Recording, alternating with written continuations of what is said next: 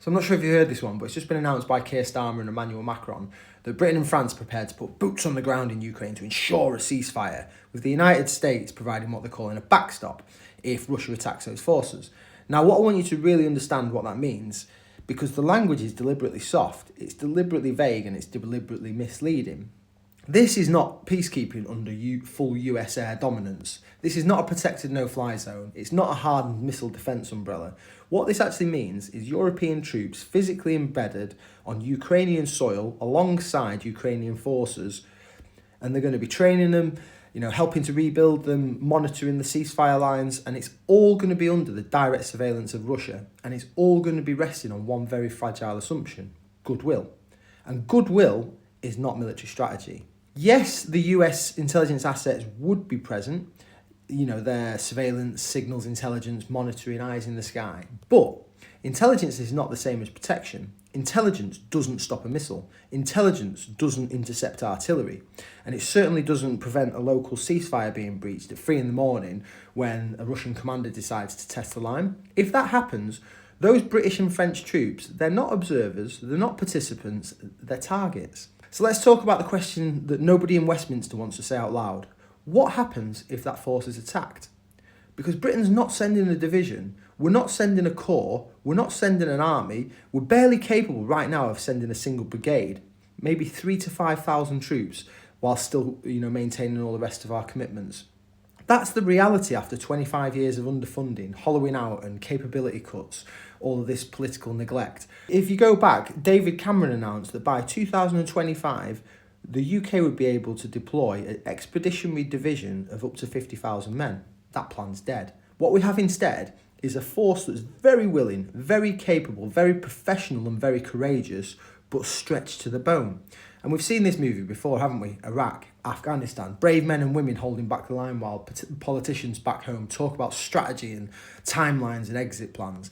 The truth is, even with a very limited deployment like this, it would push the British Army close to its breaking point. You've got the sustainment, the rotations, the readiness, all of it will be strained. And then, if casualties start to occur, the pressure explodes overnight.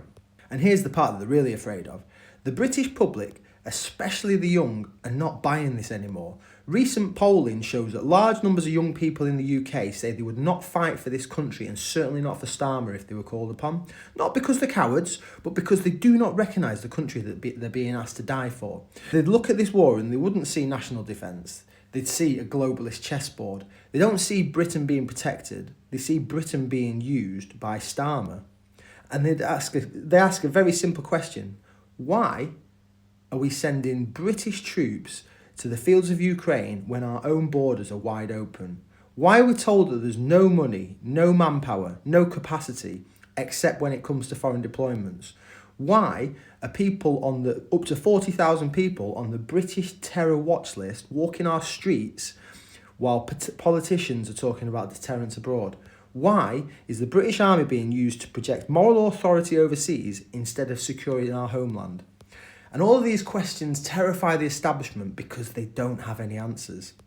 If Keir Starmer was truly serious about national security, it wouldn't start with boots on the ground in Eastern Europe. It would start with a massive reinvestment of the armed forces. Not slogans, not reviews, real funding, real numbers, real capability.